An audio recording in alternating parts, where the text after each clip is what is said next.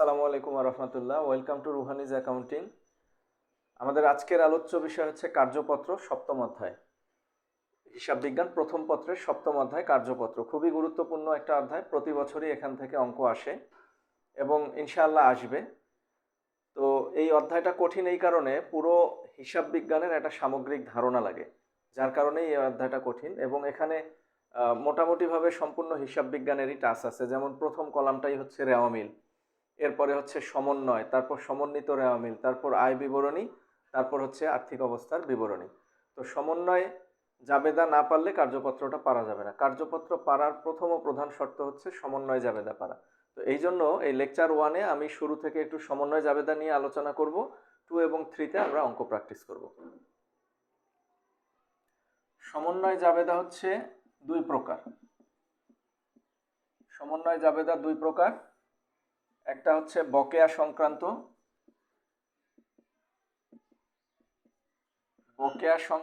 আর একটা হচ্ছে অগ্রিম সংক্রান্ত।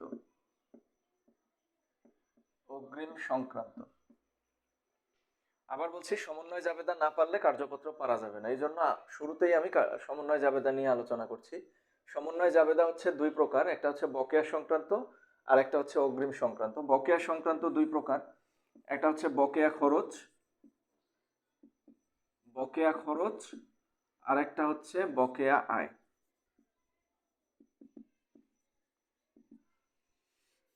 বকেয়া খরচের জাবেদা হবে আমরা যদি খরচ না দিয়ে থাকি, এখন পর্যন্ত ওই নির্দিষ্ট হিসাবকালের খরচ যদি আমরা প্রদান না করি, অপরিশোধিত অবস্থায় থাকে, সেটাকে বলছি হচ্ছে বকেয়া খরচ।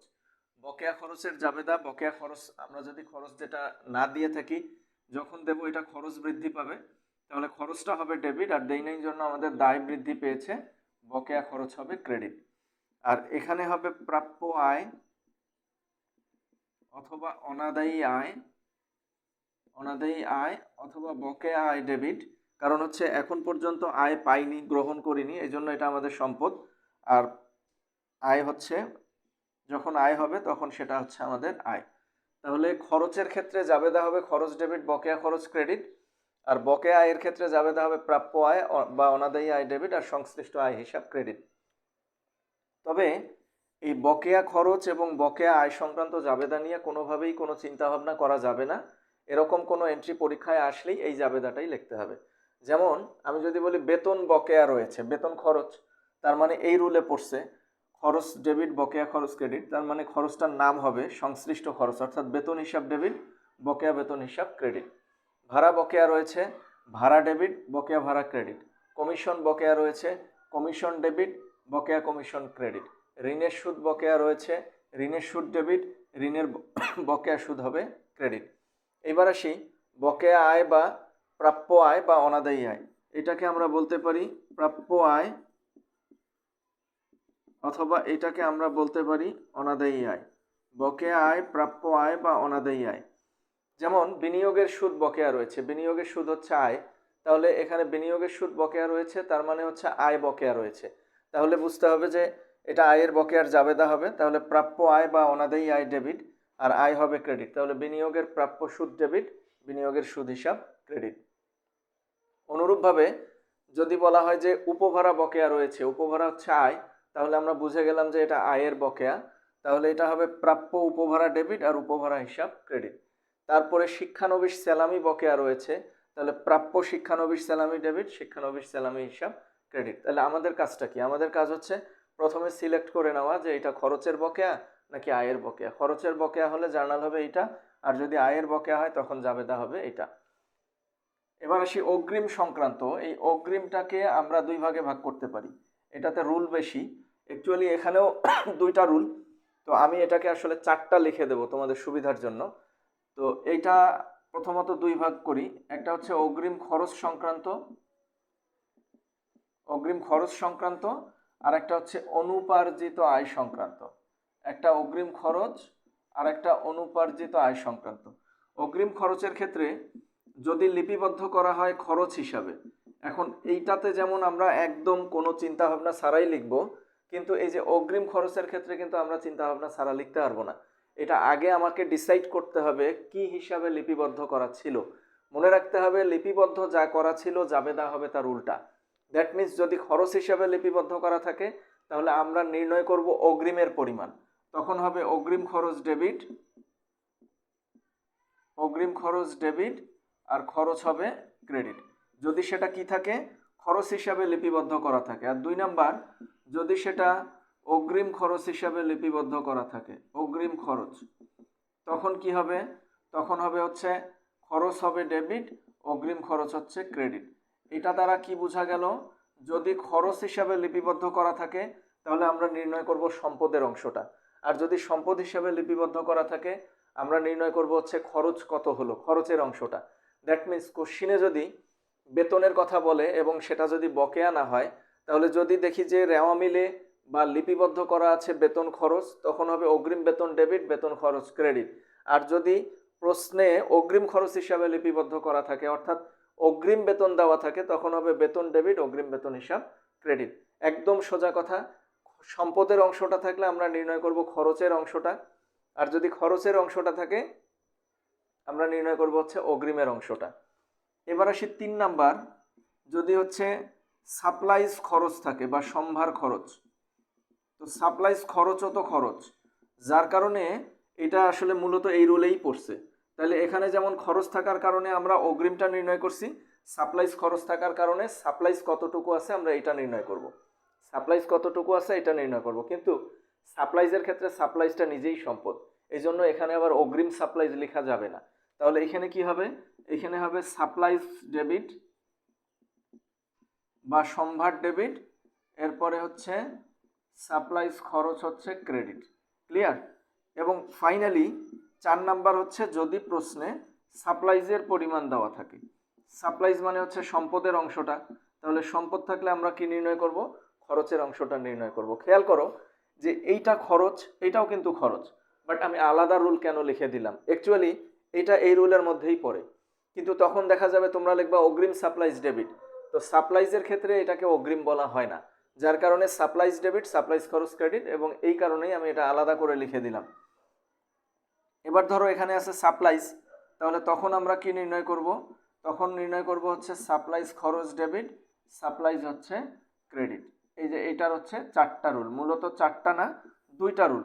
একটা হচ্ছে এই সাপ্লাইজটা অগ্রিমের মধ্যে পড়বে, অগ্রিম লেখা যাবে না, যার কারণে আমি এটাকে আলাদা করে দিছি। অ্যাকচুয়ালি এটাও সম্পদ, এটাও সম্পদ, একদম সোজা কথা। সম্পদ থাকলে আমরা নির্ণয় করব খরচ, এবং খরচ থাকলে আমরা নির্ণয় করব হচ্ছে সম্পদের অংশটা। ক্লিয়ার? তাহলে খরচ থাকলে অগ্রিম খরচ ডেবিট, খরচ ক্রেডিট, অগ্রিম খরচ থাকলে খরচ ডেবিট, অগ্রিম খরচ ক্রেডিট, সাপ্লাইজ খরচ থাকলে সাপ্লাইজ ডেবিট, সাপ্লাইজ খরচ ক্রেডিট, আর সাপ্লাইজ থাকলে সাপ্লাইজ খরচ ডেবিট, সাপ্লাইজ ক্রেডিট। এখন একটা গুরুত্বপূর্ণ জিনিস জানতে হবে যে এই যে বকেয়া খরচ এবং বকেয়া আয়, আমরা যেহেতু বুঝি আর না বুঝি, এটাকে মোটামুটি আমরা মুখস্থই লিখছি বলা চলে, এবং এইগুলোর ক্ষেত্রে টাকা প্রশ্নে যা দেওয়া থাকবে তাই বসবে, কিন্তু এইখানে টাকাটাও একটু ঝামেলা আছে, ক্যালকুলেশন করে নিতে হবে। তাহলে খরচ থাকলে আমরা কি নির্ণয় করব, সম্পদ। কি নির্ণয় করব, সম্পদ। এখন প্রশ্নে যদি সম্পদের অংশটাই থাকে তাহলে ওই অংশটাই বসবে, আর যদি প্রশ্নে খরচটা দেয়া থাকে তাহলে উপরে লিপিবদ্ধ ছিল খরচ, আবার সমন্বয়েও দেওয়া আছে হচ্ছে খরচ, যেহেতু খরচ দেওয়া আছে এখানেও খরচ দেওয়া আছে, সুতরাং আমরা 2টা খরচকে যদি বাদ দিই তাহলে সম্পদের অংশটা পেয়ে যাব। ক্লিয়ার? যদি 2টা খরচকে বাদ দিই তখন আমরা সম্পদের অংশটা পেয়ে যাব। একদম সহজ বিষয় হচ্ছে, মোট কথা জাবেদা যদি এইটা হয় তাহলে আমরা এইটাকে চিহ্ন ধরে মনে রাখবো যে অগ্রিম খরচের পরিমাণটা বসবে। কি বসবে, অগ্রিম খরচের পরিমাণটা বসবে। আর যদি অগ্রিম খরচ থাকে, পূর্বে যদি অগ্রিম খরচ লিপিবদ্ধ করা থাকে, তখন বসবে হচ্ছে খরচের অংশটা, তখন বসবে কিসের অংশটা, খরচের অংশটা। আর যদি সাপ্লাইজ খরচ থাকে আমরা নির্ণয় করব সম্পদের অংশটা, মানে সাপ্লাইজ কতটুকু আছে, তখন আমরা নির্ণয় করব সাপ্লাইজের পরিমাণ, সাপ্লাইজ কতটুকু আছে। আর সাপ্লাইজ দেওয়া থাকলে আমরা নির্ণয় করব সাপ্লাইজ কতটুকু খরচ হয়েছে। তার মানে এটা তোমাদের নিজেদের থেকে জানতে হবে যে খরচ থাকলে আমি যেহেতু নির্ণয় করতেছি সম্পদ, তাহলে টাকাটাও বসবে সম্পদের, টাকা বসাতে হবে কার, সম্পদের। এখন প্রশ্নে মনে করো সমন্বয়ে খরচ দেওয়া আছে, তাহলে আমি ওই টাকাটা বসাতে পারবো না, প্লাস মাইনাস করে মোট কথা আমাদের সম্পদের অংশটা নির্ণয় করে নিতে হবে। আর প্রশ্নে যদি সম্পদ থাকে তাহলে আমরা নির্ণয় করব কোন অংশটা, খরচের অংশটা, তাহলে টাকাও বসবে খরচ। এখন সমন্বয়ে যদি খরচটাই দেওয়া থাকে তাহলে ওইটাই বসবে, কিন্তু সমন্বয়ে যদি সম্পদ দেওয়া থাকে তাহলে উপরের সম্পদ মানে পূর্বের সম্পদ আর এখনকার সম্পদ দুটা মাইনাস করলে খরচটা বের হয়ে যাবে। এখন খরচ থাকলে কি নির্ণয় করব? সম্পদ। যদি প্রশ্নে সম্পদ থাকে তাহলে সম্পদটাই বসবে, আর যদি প্রশ্নে খরচ দেওয়া থাকে দুই খরচ বিয়োগ করলে সম্পদের অংশটা বের হয়ে যাবে। এখন যদি সাপ্লাইজ থাকে আমরা নির্ণয় করব সাপ্লাইজ খরচটা। এখন সমন্বয়ে যদি সাপ্লাইজ খরচের পরিমাণ দেওয়া থাকে তাহলে সাপ্লাইজ খরচের অংশটাই বসবে। আর যদি সাপ্লাইজের অংশ দেওয়া থাকে তখন উপরের সাপ্লাইজ মানে পূর্বের সাপ্লাইজ আর বর্তমান সাপ্লাইজ কতটুকু আছে দুইটা মাইনাস করলে আমরা সাপ্লাইজ খরচ পেয়ে যাব। ক্লিয়ার? তাহলে অগ্রিম খরচ সংক্রান্ত শেষ। এবার আসি অনুপার্জিত আয়। প্রশ্নে যদি অনুপার্জিত আয় দেওয়া থাকে, অর্থাৎ যদি পূর্বে দায় হিসাবে লিপিবদ্ধ করা হয়। এখন এইখানে একটা জিনিস খেয়াল করো, পূর্বে খরচ হিসাবে লিপিবদ্ধ করা ছিল, খরচটা ছিল ডেবিট। খরচটা কি ছিল? ডেবিট হিসাবে লিপিবদ্ধ করা, উল্টে কিন্তু ক্রেডিট হয়ে গেছে। অগ্রিম খরচ কি হিসাবে লিপিবদ্ধ ছিল? ডেবিট, উল্টে ক্রেডিট হয়ে গেছে। সাপ্লাইজ খরচ ডেবিট হিসাবে লিপিবদ্ধ করা ছিল, উল্টে ক্রেডিট হয়ে গেছে। সাপ্লাইজ ডেবিট হিসাবে লিপিবদ্ধ করা ছিল, উল্টে ক্রেডিট হয়ে গেছে। ক্লিয়ার? কিন্তু অনুপার্জিত আয় এটা ক্রেডিট হিসাবে লিপিবদ্ধ করা ছিল, তাহলে এখন উল্টে কি হবে? অবশ্যই ডেবিট হবে। তাহলে দায় থাকলে আমরা নির্ণয় করব হচ্ছে আয়। তখন জাবেদাটা হবে অনুপার্জিত আয় ডেবিট আর আয় হবে ক্রেডিট, এবং এই ক্ষেত্রে টাকা হবে আয়ের। টাকা কিসের হবে? আয়ের। এবার 2 নাম্বার প্রশ্নে যদি আয় দেয়া থাকে, যদি আয় থাকে তাহলে আয়ও কিন্তু ক্রেডিটে থাকে। তাহলে আয় থাকলে আমরা কি নির্ণয় করব? দায়। তাহলে দায়টা হবে ক্রেডিট। তার মানে এখানে আয় হবে ডেবিট আর অনুপার্জিত আয় হবে হচ্ছে ক্রেডিট। অনুপার্জিত আয় হচ্ছে ক্রেডিট, এবং এই ক্ষেত্রে টাকা বসবে দায়ের অংশটা। কোন অংশ টাকা বসবে? দায়ের অংশ, এই জন্য দায়টা হচ্ছে ক্রেডিট। ক্লিয়ার? তো এই হচ্ছে আমাদের মোটামুটি রুল। এখন সব আয়কে আবার এই রুলে ফেলানো যাবে না। ক্লিয়ার? এই রুলে পড়বে না, কারণ যদি আয় বকেয়া হয় আগে দেখতে হবে বকেয়া কিনা। যদি বকেয়া হয় তাহলে খরচ বকেয়া হলে এইটা, আর আয় বকেয়া হলে এটা। আর যদি বকেয়া না হয় তখন বুঝতে হবে যে অগ্রিমে পড়ছে কিনা। যদি এই যে অগ্রিম খরচের পরে তখন এই 4টার মধ্যে রুল পড়বে। যদি খরচ থাকে তখন অগ্রিম খরচ নির্ণয় করব, যদি অগ্রিম খরচ থাকে তখন খরচ নির্ণয় করব, যদি সাপ্লাইজ খরচ থাকে সাপ্লাইজ নির্ণয় করব, সাপ্লাইজ থাকলে আমরা সাপ্লাইজ খরচ নির্ণয় করব। আর অনুপার্জিত আয়ের রুলে যদি পড়ে, যদি অনুপার্জিত আয় থাকে তাহলে আমরা নির্ণয় করব আয়ের অংশের পরিমাণ, আর যদি আয় থাকে তখন আমরা নির্ণয় করব অনুপার্জিত আয়ের অংশের পরিমাণ। এই আয় এবং এই আয় কিন্তু এক না, এটা হচ্ছে বকেয়া আয় আর এটা হচ্ছে অনুপার্জিত আয় এবং আয় যদি অগ্রিম অবস্থায় থাকে। কি ক্লিয়ার? এইটার সাথে ওইটাকে কখনো গুলায় ফেলা যাবে না। অনুরূপভাবে যে খরচের সাথে এইখানকার খরচগুলোকে একসঙ্গে মিল করা যাবে না, দুইটা কিন্তু ভিন্ন জিনিস। তোমার ফার্স্ট ডিউটি হচ্ছে আইডেন্টিফাই করা, সিলেকশন করা যে এটা বকেয়া কিনা অথবা অগ্রিম কিনা। বকেয়া হলে এই রুলে আসবে আর অগ্রিম হলে এই রুলে যাবে। মোটামুটি এইটাই হচ্ছে সমন্বয়ী জাবেদার মূল থিম। এর বাহিরে কিছু সমন্বয় আছে, সেটা যেমন ধরো যে যদি অবচয়ের জাবেদা আসে, অবচয়ের জাবেদা আসলে অবচয় ডেবিট, পুঞ্জীভূত অবচয় ক্রেডিট। কারণ হচ্ছে অবচয়ের দ্বারা খরচ বৃদ্ধি পায় এবং বিপরীত সম্পদের পরিমাণ কমে যায়, বিপরীত সম্পদ বাড়ে অর্থাৎ সম্পদের পরিমাণ কমে যায়। তাহলে অবচয়ের জাবেদা হবে অবচয় ডেবিট, পুঞ্জীভূত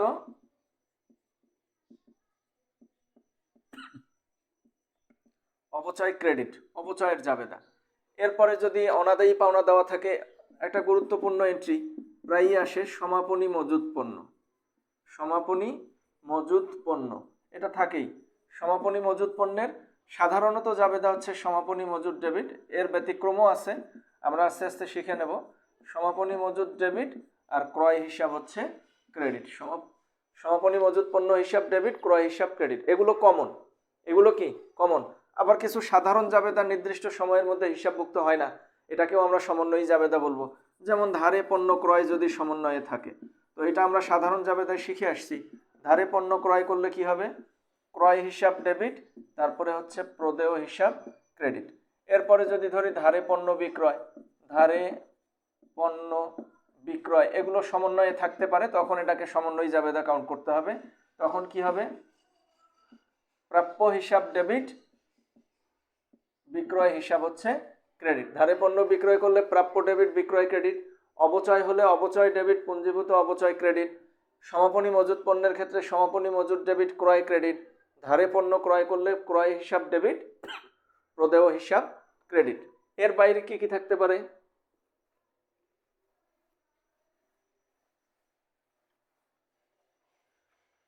এর বাইরে কি কি থাকতে পারে? ব্যক্তিগত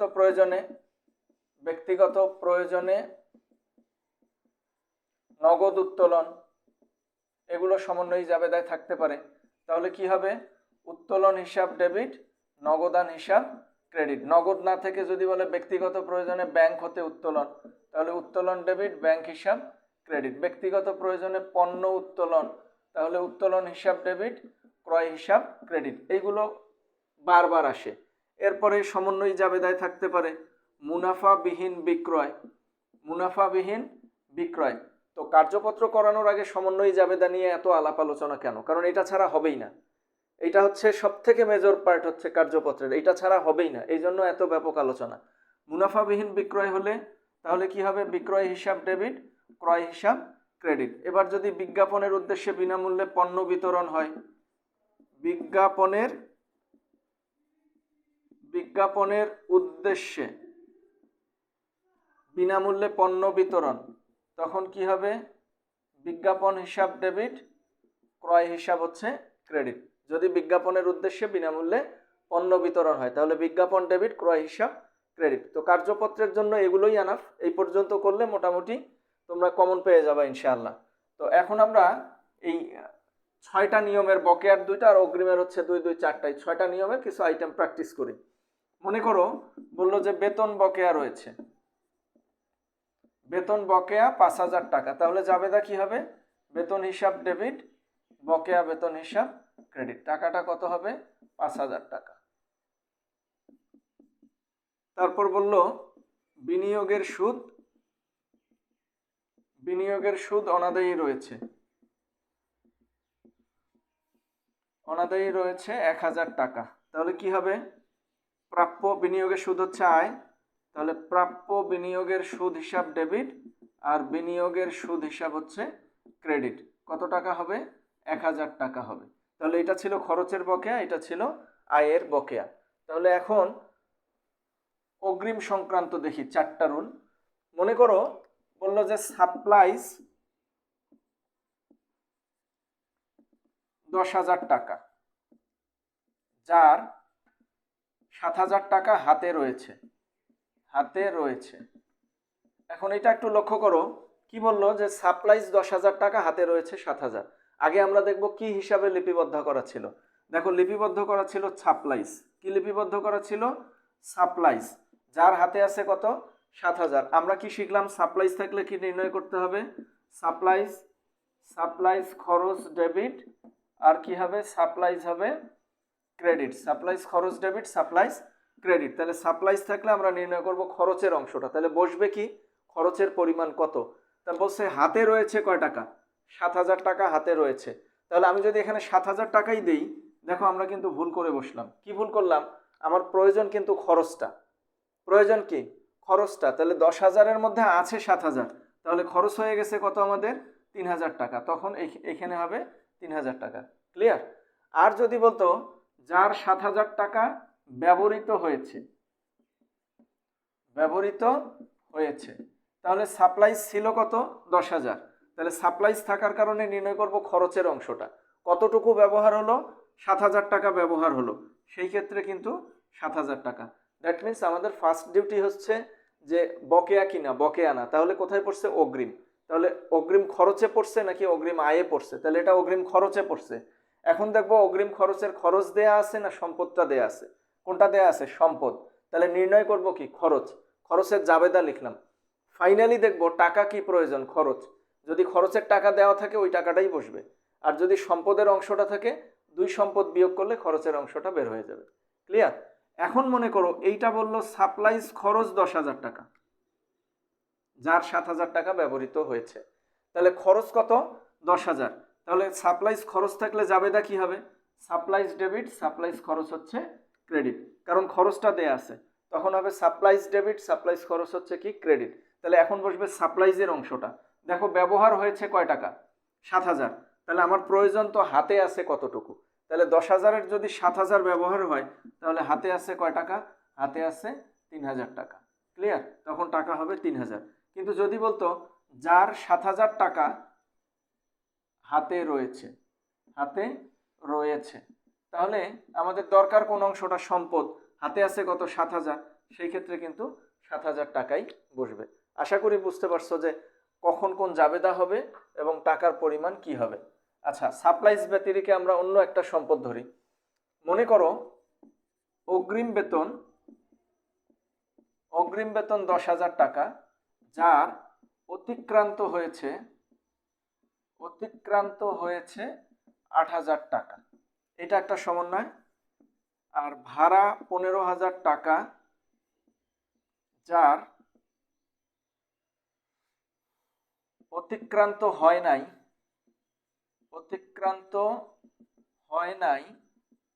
12,000 টাকা। দেখো এখানে কি দেওয়া আছে? অগ্রিম বেতন। তো বকেয়া তো না, একটাও তো বকেয়া না, বকেয়ার কথা বলে নাই, তার মানে অগ্রিমে পড়ছে। এইটাও বেতনটাও খরচ, ভাড়াটাও খরচ, কিন্তু এখানে অগ্রিম বেতন সম্পদ দেওয়া আছে। তাহলে আমরা নির্ণয় করব কি? খরচের অংশটা। তাহলে আমরা নির্ণয় করব বেতন খরচ ডেবিট, বেতন হিসাব ক্রেডিট। আর এখানে খরচটা দেওয়া আছে, আমরা নির্ণয় করব অগ্রিম ভাড়া ডেবিট, ভাড়া ক্রেডিট। একটা জিনিস লক্ষ্য করো, অনেকের একটা ভুল ধারণা থাকে যে এই যে পরের লেজের অংশের উপর জাবেদা হয়। কখনোই না, লেজ দেখে জার্নাল হয় না। জার্নালটা হয় লিপিবদ্ধকরণের প্রক্রিয়ার উপর। আমরা যদি সম্পদ লিপিবদ্ধ করি, খরচটা নির্ণয় করব। খরচ লিপিবদ্ধ করলে আমরা কি নির্ণয় করব? সম্পদের অংশটা। আচ্ছা, এখন খরচ নির্ণয় করব, তাই না? অতিক্রান্ত হয়েছে 8,000, তার মানে খরচটাই দেয়া আছে হচ্ছে 8,000। যদি বলতো অতিক্রান্ত হয় নাই 8,000, তার মানে সম্পদটা দেওয়া আছে, তখন 10 থেকে 8,000 বাদ দিয়ে 2,000 টাকা বসতো। এখন অগ্রিম ভাড়া ডেবিট, ভাড়া ক্রেডিট, আমাদের লাগে কত? লাগে হচ্ছে সম্পদের অংশটা। বলছে অতিক্রান্ত হয় নাই, তার মানে কি? পার হয় নাই। পার না হওয়া মানে ওই অংশটাই সম্পদ রয়ে গেছে, তার মানে এখানে ওই 12,000 টাকাই বসবে। কিন্তু যদি বলতো অতিক্রান্ত হয়েছে 12,000, আমার লাগে সম্পদ, তার মানে খরচ হয়ে গেছে 12,000, তার মানে সম্পদ আছে কত টাকা? 3,000 টাকা। ক্লিয়ার? তাহলে খরচের 4টা রুল, অগ্রিম খরচ সংক্রান্ত 4টা রুল আমাদের প্র্যাকটিস করা শেষ, এবং বকেয়া আয় এবং বকেয়া খরচ সংক্রান্ত প্র্যাকটিস করা শেষ। এখন দেখি অনুপার্জিত আয়ের। মনে করো বলা আছে অনুপার্জিত আয় 15,000, যার 3,000 টাকা উপার্জিত হয়েছে।